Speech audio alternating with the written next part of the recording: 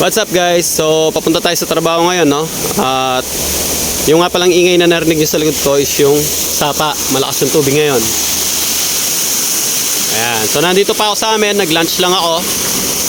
At paalis na nga ako, papunta ako sa mga project. At may babalita nga pala ako sa inyo, no? Dumating na yung aking silver play button sa YouTube. Yehey! Ayos! So dahil doon, mamimigay tayo may pamimigay tayo papakita sa inyo. Mamimigay tayo ng metros sa mga kasamahan natin. So tingnan nyo yung laman ng aking compartment.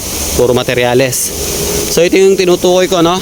Mamimigay tayo ng 7.5 na metros by Mitsusi, no? Na binili natin. Bibigyan natin lahat ng mga skilled worker natin, no? Hindi ito sponsored by Mitsusi, pero Mitsusi baka naman.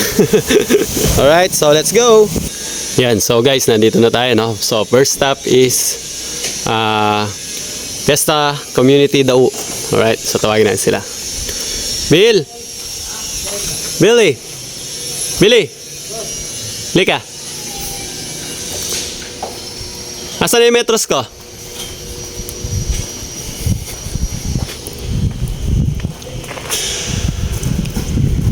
Yung metros ko. Hina. Huwag mo ganyanin. Ito yung metros ko, Stanley. Hindi mo na ito pwedeng gamitin, ha? Okay? Okay? Oh, huwag kang alis. Matumalis ka. Hindi mo na yung pwedeng gamitin kasi bibigyan kita. Ayaw mo yata eh. Siyempre gusto ba? Oh, hindi mo na yung pwedeng gamitin, ha? Kasi meron ka na. Tawagin mo si Mel. Mel! Mel! Nasaan ako, boss? Kenny. Ayuda.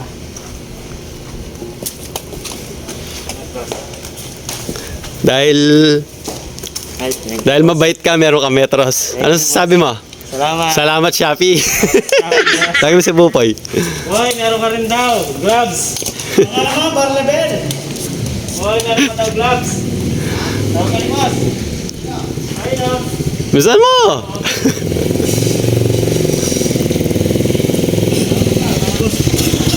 Basta saan bubusan yun. Ha? Oh. Kapatulong na ako pala ng kilo. Para bukas kahit wala akong meron. Dito. Oh. Dahil mag-aaral ka man dahil magpa-practice ka, kailangan mo na metros. Ayun. Alright. So yun, tapos na tayo dito. Punta naman tayo ng Metro Clark. Alright? Okay, so nandito naman tayo sa Metro Clark, no? So, bibigyan na natin itong isa. Let's go.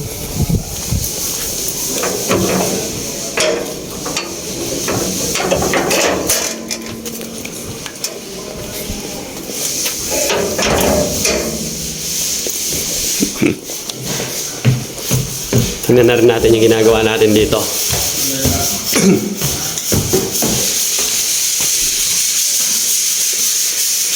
Yan. Tol. Kaya kayan. Awas ko. Awas ko. Alright. So, doon naman tayo sa San Fernando. So, pakita lang natin ginagawa natin dito, yung cabinet.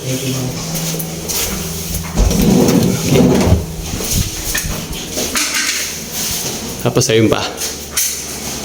Okay, so San Fernando naman tayo. Let's go. Okay, so dito na tayo sa Panipuan, San Fernando, guys.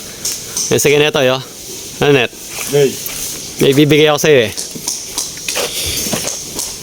Hey! Ano masasabi mo? Thank you. Salamat, Shopee. Salamat, Shopee. Hawakan mo ngayon to. Ikaw ang mamimigay sa mga kasamahan natin. Yan. Sino lang ang absent? Papa Ramil. Ayun, may absent na isa. Let's go. Mamimigay tayo. Dahil dumating na yung ating silver play button. Yung mga skilled natin, bibigyan natin. Sino muna? Bocha? Eh, lasing yan.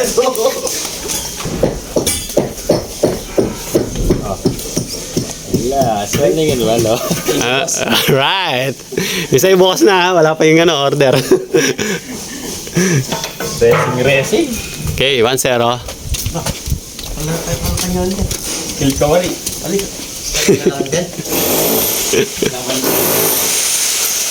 Wala! Wala!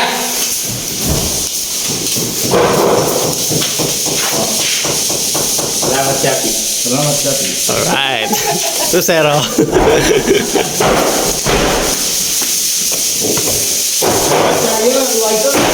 Dapat salamat, Anjiman. Wow.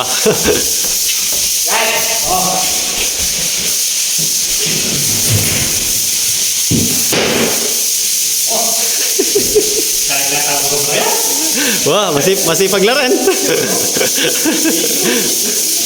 So, baling wala. Si Papa Ramil wala, no? O, bukas na lang sa kanya. Alright. What's up, guys? So, araw ng Lunes, no? So, yun nga, kanina namigay tayo ng meters sa mga tropa. At update tayo dito sa ginagawa natin sa sa Panip 1, San Fernando. Yan, nalagay na ni Kenneth yung amba rito. Alright, so pasok tayo. Yeah. Yan, nalinya na rin dito yung additional na faucet. Tapos ito yung kanal. Nasinta na, no? Kaso nag-change plan. Na additional yun dito. Yung kanal. So kaya hinuhukay nila Arnel yan tsaka ni Botcha. Ayan. Hanggang doon na yan, nalabas na sa harap. Okay? So, dito naman sa loob, pasok tayo. Start na nga pala yung cabinet tree, no? Nag-start na sila sa taas.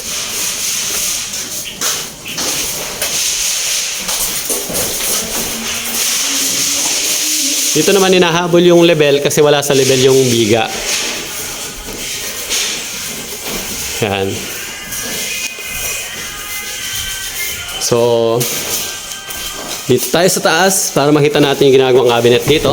Masok na din dalawa natin kasama na pintor para tulungan na tayo dito sa painting works. So, unahin natin doon taas para makapagbutas na tayo dito sa flooring natin yung open below, no?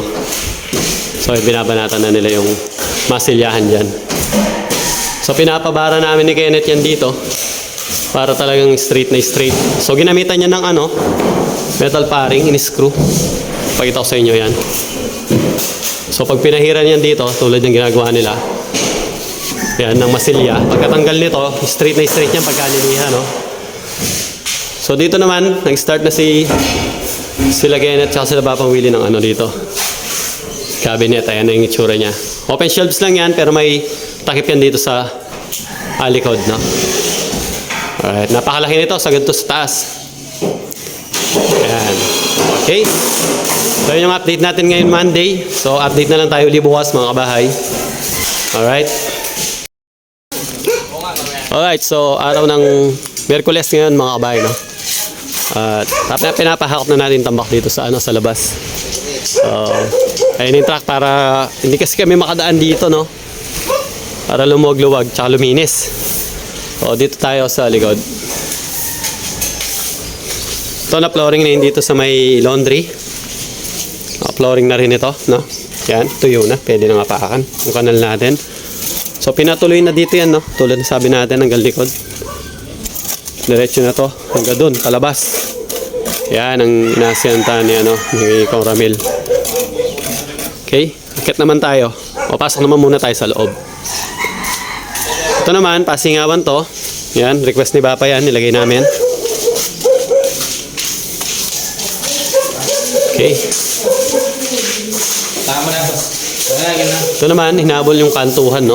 Wala kasi sa level yan, yung dati. So, hinabol natin kasi pangit naman, nakasiling na akong hindi pantay. Dito naman, ito na yung partition niya. Partition wall. Ito yung binili namin nga ba na bakal naka-install na. So, yung pinto dati dito, ito na yun. Yan, ipaganyan siya. Left. No? Magkaharapan sila nitong master's bedroom. Okay? Ito naman, si Arnel, may topping sila na nilagay dito dati. Doon sa temporary room, binabakbak niya yung topping para, nire-ready na lahat para sa tile work, no? Tapos, sakit naman tayo sa taas.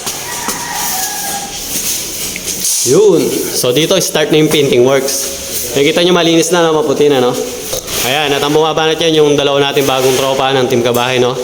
Si Jay, tsaka si Darwin. Alright. So, tingnan nyo yung binara dito na kantuhan. Pakita ko sa inyo. Yung resulta. Yun, no? Kita nyo yung linya, mga kabahay. Straight na straight, di ba? Yun yung purpose ng pagbabara na ginagawa namin sa mga kantuhan para maganda yung finish ng kanto niya, no? Yan. So, malinis na siya, puti na. Dito, ayan.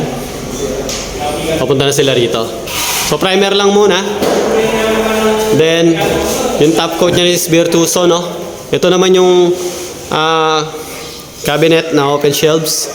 Ipepesto yun, iusog pa dito na ididikit doon, no? Yun ang pwesto niyan mga kabay. Napakalaki nito, sagad. Pasok tayo. Para makita natin. Yan ganyan siya, ang laki, oh. Laking storage nito, no? Kasi ano po kasi nananahi sila ng mga gown, no? Ito yung magiging sewing room, ayun lalagyan ng mga gamit. Marami na yan mga kabahay. So isasara ni Kenneth yan hanggang taas bago ilalagay sa pwesto. Alright? Kaya hindi pa sila nakakapamintura sila Jay dito kasi nga aayusin muna to at ididikit. Tapos si Greg, hindi pa kasi dumarating kaya hindi pa madikit yan. May dadaan pa siyang wire doon. No? So, shoutout kay Greg. Greg, tapusin mo na to. Ayan, para makapag-start na sila ng painting works dito. So, yun yung update natin ngayon, araw ng Miyerkules. Tama? Alright, Wednesday. So, update tayo ulit bukas mga kabahay. Alright guys, so ito yung pang 5 week natin dito sa Panipuan San Fernando, no? Yan, mapapansin yung sa harap puti na, no? Nabalutan na yan ng skim coat. At pasok tayo.